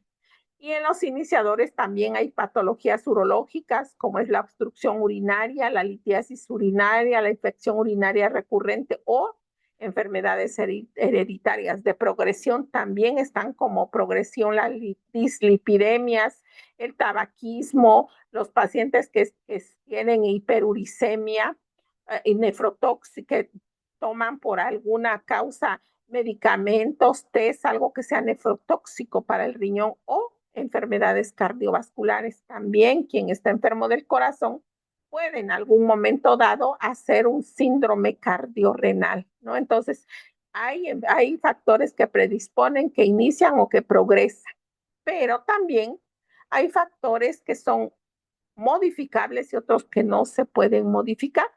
Los no modificables son la edad, el género y la raza. Los modificables son la actividad persistente, pues, de lo que le está ocasionando. ¿Cómo se modifica que el paciente ya no sea diabético? No se puede, pero sí puede modificar su estilo de vida, sí puede modificar su alimentación, el dejar de tomar, de fumar, de drogarse, apegarse a los medicamentos, sí, ir frecuentemente a sus consultas médicas, sí puede controlar su presión arterial el paciente, no puede dejar de tomar indiscriminadamente o él mismo autorrecetarse con sus medicamentos. Si el paciente ya tiene problemas de genética, no se le va a poder modificar, pero hay factores que promueven también el incremento de flujo y presión glomerulocapilar, como es la alta ingesta de proteínas, el descontrol glucémico o un embarazo mal controlado. También muchas pacientes por un embarazo mal controlado hacen preeclampsias, eclampsias severas que pueden ya no revertir y pueden quedar en enfermedad renal crónica. Si el paciente tiene bajo peso al nacer, no debe permitir que le suban los triglicéridos, el colesterol, que tenga anemia. Si hay disminución en el número de nefronas, ya sea congénitas o adquiridas, pues que deje de tomar, de fumar, que lleve una vida saludable. Entonces, como ven, enfermedad renal crónica es una enfermedad catastrófica a nivel mundial, ¿no? Hay millones de personas que al día mueren por daño renal y que no lo saben. Pero también es cierto que se puede modificar, que antes de que el paciente llegue a un estadio 5, hay muchas cosas que puede hacer el paciente y nosotros por él. Entonces, cuando un paciente llega, en este caso, al primer nivel de atención, lo que se debe de hacer, claro, una cosa es lo que dice la literatura, y yo estoy consciente de esto, y muchas veces no depende de nosotros. Muchas veces quisiéramos a todos tamizar, a todos tomarles la glicemia capilar, a todos quisiéramos checarle, pero muchas veces tenemos un solo baumanómetro, tenemos un estetoscopio que medio funciona, o no tenemos tiras reactivas, o el glucómetro ya se descompuso, ¿no? Entonces, hay situaciones que sí salen de nuestras manos, pero hay donde también sí se cuenta con el recurso. Entonces, Si nosotros vemos a un paciente que llega a la consulta o llega al centro de salud, a la casa de salud, a donde tenga que ir al primer nivel, entonces hay que ver si este paciente ya tiene diabetes, hipertensión. Hay que hacer la medición de la TA, ¿no? Para detectar a tiempo qué problema tiene. Hay que estimar la tasa de filtrado glomerular. Antes, para estimar la tasa, tenías que seguir las cuentas, tenías que estar ahí sumando, restando. Ahorita ya no. Ahorita tú ya te metes a Google, le pones que quieres sacar la tasa de filtrado glomerular, te pide edad, sexo, te pide algunos datos de laboratorio para que los tengas a la mano, inmediatamente te saca tu tasa de filtrado glomerular. O sea, ya las cosas se nos han facilitado mucho, entonces estimar la tasa de filtrado glomerular tampoco ya no es cosa del otro mundo. Hay que evaluar siempre la proteinuria del paciente, hay que ver si sí está tirando proteínas, porque tú le preguntas al paciente y le dices, oiga, está orinando espumoso, y te dice que no, y le dices, a ver, enséñeme cómo está orinando, y ves que sí está espumosa la orina, ¿no? Entonces muchas veces el paciente ni se fija ni ve, ¿sí? Y todo esto se debe nada más de evaluar con un simple examen general de orina, ¿sí? Con un examen general de orina te vas a dar cuenta si el paciente tuvo sedimento urinario, qué tipo de células hay. A veces en la orina te llevas cada sorpresa porque dice está desprendiendo células tubulares. Y tú dices, como, ¿por qué tiene que estarse descamando el túbulo? ¿Qué está pasando ahí? ¿No? Entonces, ¿sabe qué, doctor? Aquí detecto esta normalidad, o si no hay médico general, inmediatamente sabe que, señor, usted tiene que referirse. Si está en mis manos, lo refiero. Si no, hablo con su familiar que urge que vaya a ver a un médico especialista, un médico internista. ¿Sí? Entonces, ese es el tamizaje o la pesquisa que hacemos. Y nosotros a veces no podemos, pues no estamos en un primer nivel, pero lo hacemos y es insuficiente una vez al año. Cuando es el Día Mundial del Riñón, que es dedicado a la prevención, es cuando nosotros hacemos las ferias de la salud y se ha detectado en esas ferias de la salud niños, adolescentes, personas muy jóvenes que ya son diabéticas, que ya son hipertensas, ¿no? Entonces, de inmediato hay que referirlas para que tengan un seguimiento, pero muchas veces no hacen caso, y ese es uno de los problemas más graves que nosotros pues nos enfrentamos como personal de salud. Esta es la etiología de la enfermedad renal crónica, los procesos que son capaces de causar lesión renal. Ya hablábamos de enfermedades renales primarias, glomerulonefritis, nefropatías quísticas y displasias renales, glomerulonefritis, por ejemplo, la mesangio proliferativa, la nefropatías túbulo-intersticiales, la pielonefritis crónica con reflujo vesicoureteral, enfermedades quísticas medulares, pielonefritis crónica con obstrucción. Por ejemplo, por cada pielonefritis que te da, el riñón presenta esclerosis. Por cada pielonefritis, y hay personas que sufren de infecciones de vías urinarias altas muy seguido, entonces hay que ver por qué, no hay que investigar las causas. Hay personas que tienen displasia renal de los dos riñones o nefropatía obstructiva congénita, ¿sí? O pielonefritis idiopática, que el paciente está haciendo infecciones y no se sabe la causa. También hay nefropatías por nefrotóxicos, los analgésicos como el ácido acetil salicílico, el paracetamol, los AINES, el litio, todos los medicamentos que son antineoplásicos. Muchos pacientes que toman quimioterapias están en las terapias de reemplazo renal porque hicieron una necrosis tubular aguda. El cisplatino, por ejemplo, las ciclosporinas, los metales como es el plomo, el cadmio, el cromo también son nefrotóxicos. Las enfermedades renales secundarias, como son las nefropatías vasculares, el síndrome hemolítico urémico, la nefropatía isquémica, una vasculitis, enfermedad renal ateroembólica, el síndrome de Goodpaster, las nefroangioesclerosis, entre muchas otras más, pueden llegar a dar enfermedad renal crónica, no nada más los diabéticos ni los hipertensos. También hay nefropatías heredofamiliares, como es esta, aunque se ven muy pocos, pero es síndrome de Alport, nefritis progresiva hereditaria y enfermedad de Fabry. Se ven poco, pero puede que sean hereditarias, imagínense.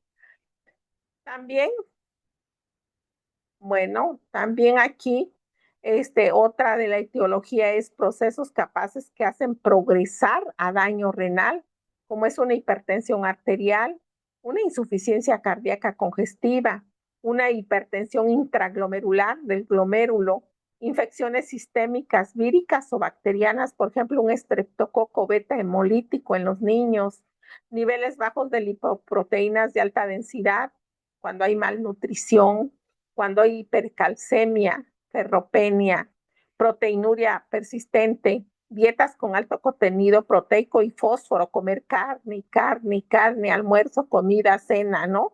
Y aparte de todo las toxinas que tiene la carne, agrego fósforo, hiperuricemias, cuando hay factores genéticos, ¿sí?, que ya vienen predispuestos, cuando hay disminución del volumen extracelular o cuando hay reflujo también.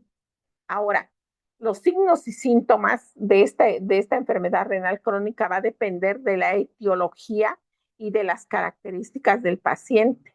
La evolución puede verse acelerada rápidamente por diferentes factores patológicos y por medidas terapéuticas pautadas. No acude al médico.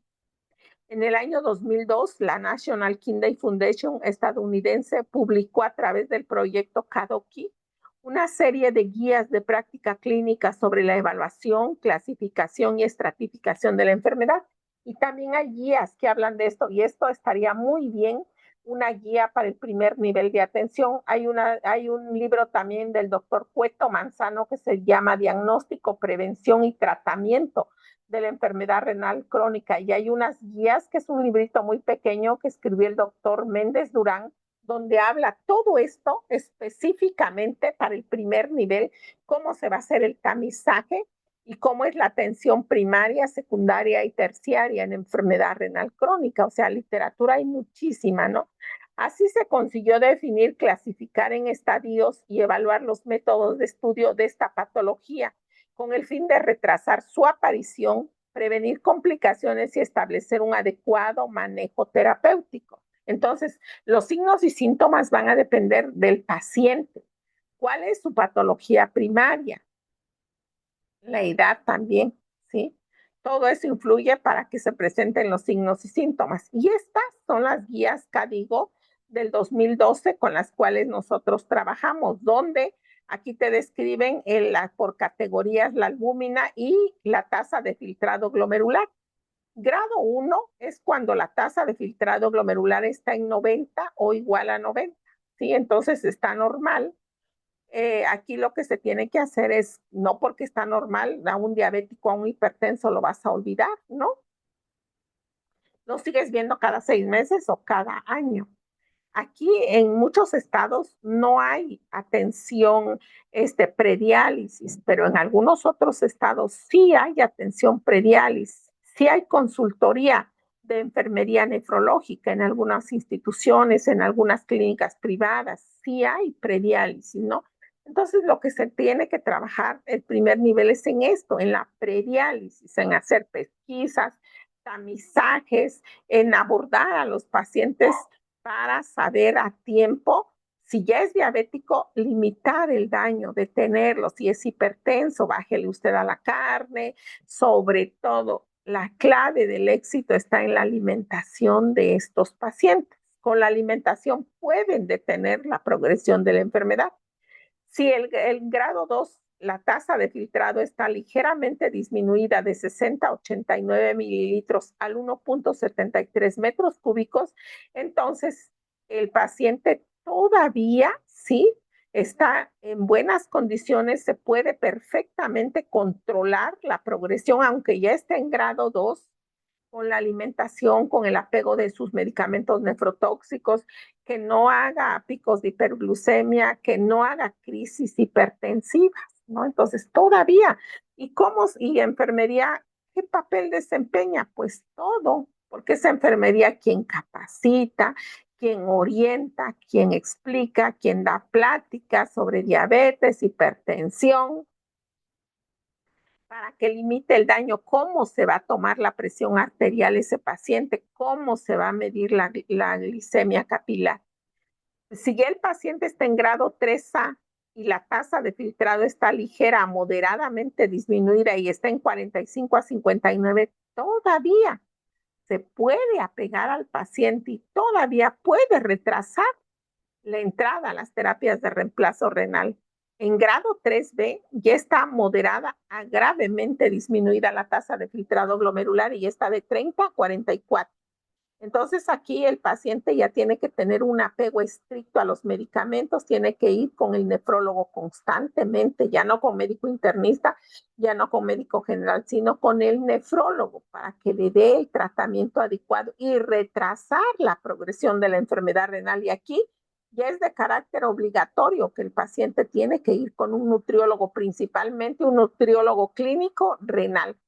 Pero si ese paciente ya está en grado 4 y la tasa de filtrado glomerular ya está de 15 a 29, ya está gravemente disminuido, ¿sí? Entonces ahí ya entra enfermería nefrológica, ¿no? El paciente va a la consulta con el nefrólogo y muchas veces el nefrólogo me decía, Sol, por favor, oriente al paciente, dígale cuál es la diálisis, la hemodiálisis, cuáles son las ventajas y desventajas, porque ya se va a una terapia de reemplazo renal en unos meses. Entonces, enfermería ya le habla aquí al paciente que es una diálisis, que es una hemodiálisis, cuáles son las ventajas, cuáles son las desventajas, dónde vive usted, pues va a poder venir a hacerse su hemodiálisis.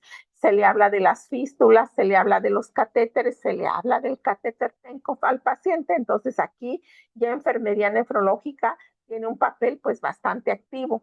Y posteriormente, si ese paciente no hace caso, va a caer en un grado 5, donde viene el fallo renal o la insuficiencia renal como tal. ¿Sí? ¿Por qué? Porque la tasa de filtrado glomerular ya va a estar por debajo de 15 mililitros. Y aún así, los nefrólogos todavía sí lo sostienen lo más que pueden para que hasta lo último ya vaya a la terapia de reemplazo renal. Pero este paciente ya en grado 5 ya viene con edema generalizado, ya viene con el potasio elevado, con una hipercalemia, ya puede el paciente llegar en una acidosis metabólica, ya el paciente los alimentos no le saben, dice el que refiere que le saben a metal, ya tiene disgeusia, ya tiene deterioro de la integridad cutánea porque ya el fósforo lo tiene elevado y el calcio le está bajando, entonces ya el paciente se viene complicando. Entonces es aquí cuando entra la terapia de reemplazo renal. Hasta aquí. ¿Hay alguna pregunta? Los escucho, por favor. ¿Alguien tiene una pregunta? No, maestra, gracias. ¿Vamos bien? Sí, maestra, todo está claro. Todo está claro, maestra. Bueno. Sí, todo bien, maestra. De hecho, cuando hizo el comentario de que, bueno, nosotros como enfermería podemos hacer intervenciones desde la primera, primer nivel, pues ahora sí que yo iba a hacerlo como de broma, ¿no? O sea, que darle sus vasitos a los pacientes y pues sí, efectivamente verificar cómo es su orina, si está espumosa o las Así es. características y ya de primera instancia ver eso. Es que eso es que el primer nivel es el que tiene todos. Pero ¿qué pasa? A veces no es de nosotros, no es por enfermería, ¿sí? A veces el primer nivel tiene toda la disposición. Yo le digo a los alumnos, ¿no? No es el primer nivel nada más vacunas, no es nada más mandar informes, no, sino enfermería tiene una herramienta poderosa. ¿Por qué? Porque muchas veces a enfermería los pacientes le tienen confianza, hacen empatía, platican con ella. Entonces, una enfermera que está en el centro de salud no sabe el poder tan grande que tiene, ¿sí? Que si todos hiciéramos, pues, y la institución más que nada, los servicios de salud, ¿no? Nos dieran suficientes insumos, Nosotros tamizaríamos a todos los pacientes. Y tal vez usted dirá, pero ¿cómo yo no? Dice esta maestra que yo voy a... Sí, usted puede detectar a tiempo a un paciente y puede decirle tú, oye, es que no es normal que tú tengas 18 años y que tú tengas una presión de 140/80. ¿Sabes lo que te puede pasar? ¿Sí? ¿Sabes que te puedes ir a una diálisis, a una hemodiálisis? Estás muy jovencito. ¿Tienes el suficiente dinero? ¿Tienes el apoyo de tus familiares? Bueno, entonces, ¿qué puedo hacer? Ve a un médico, ve con el médico general, si puedes, ve con el internista para que te vea, te valore, te dé tus medicamentos, pero por favor, ¿no? Deja de comer sal, deja de tomar café, deja de tomar el refresco, come más frutas, come más verduras. Entonces, usted ya lo apega. Y hay gente que sí hace caso. Hay muchísima desinformación en esta vida. Hay mucha gente que está ansiosa, oiga, ¿y por qué esto? Oiga, ¿y por qué el otro? Oiga, ¿y por qué aquello? Sí, pero depende de nosotros. Entonces, con un paciente que usted salve de irse a la diálisis o a la hemodiálisis, como digo, no se va al cielo con todo y cofia y zapatos y el uniforme de gala. Ahí vas para arriba, ¿no? Te reciben, pero de rápido. ¿Por qué? Porque un paciente es un paciente. Cuando hablemos de cómo está la situación tan grave y de todo lo que los dineros de los servicios de salud se está yendo en esto, en las terapias de hemodiálisis, diálisis peritoneal y en las quimioterapias. Ahí es donde se está yendo todo el dinero. En un congreso vino un médico español y precisamente habló de esto, de enfermedad renal crónica, y dijo que para el año 2000, estamos en el 2025, que él considera que para el año 2035, a mucho, si es que llegamos, ya no va a haber nada en los servicios de salud de todo el mundo, no nada más de México. A lo mejor a México, ahorita cómo estamos, ¿no? Entonces ya no va a haber, dijo el doctor, ni para un paracetamol, porque todo el dinero se va a ir con los pacientes en las terapias de reemplazo renal, porque día a día van saliendo más y más diabéticos e hipertensos. ¿Sí? Entonces yo por eso decía, qué padre que están aquí los compañeros del primer nivel, porque ellos pueden hacer muchas cosas en pro del paciente. Y no es broma, ni es que yo esté sacándome esto, que estamos descubriendo el hilo negro, no, sino así está la situación actualmente. Entonces, no sé si tienen alguna duda, algún otro comentario sobre lo que hemos venido viendo. Usted, compañero, que sí tenía la duda de enfermedad renal crónica, esto es enfermedad renal crónica, apenas lo estamos viendo. Todavía nos falta ver las intervenciones que se hacen en un primer nivel, en una atención primaria, secundaria, en una atención terciaria. Entonces, todavía nos falta. ¿Hay alguna duda, algún comentario, algo que ustedes me quisieran comentar?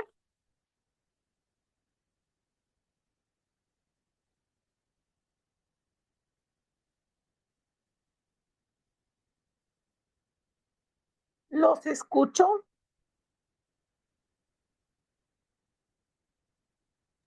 No, maestra, vamos.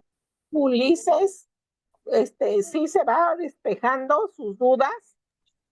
Sí, maestra, sí. Ya vamos, como que ya vamos agarrándole. O si no queda claro, yo me regreso, ¿eh? Está No, bien, maestra, maestra. ya. Vamos bien. Todo ¿Sí? claro. Bueno, perfecto. Pues todos sean bienvenidos al diplomado. Vamos a aprender muchísimo, ¿sí? Por eso a mí me interesaba mucho saber si ya saben, si vienen por actualizaciones, si quieren que revisemos algún artículo, pero ya vi que pues vienen de toda la República y bueno, pues estamos iniciando el diplomado. Nos vemos el próximo jueves, ya les dijo el maestro, voy a terminar con este tema y les voy a dar después de esto un panorama cómo estamos a nivel nacional, a nivel global, cuáles son los retos más grandes que tenemos de enfermedad renal crónica. Y pues en eso nos vamos a llevar la siguiente hora. Si es que terminamos, si no, no hay prisa, ¿no? Bueno.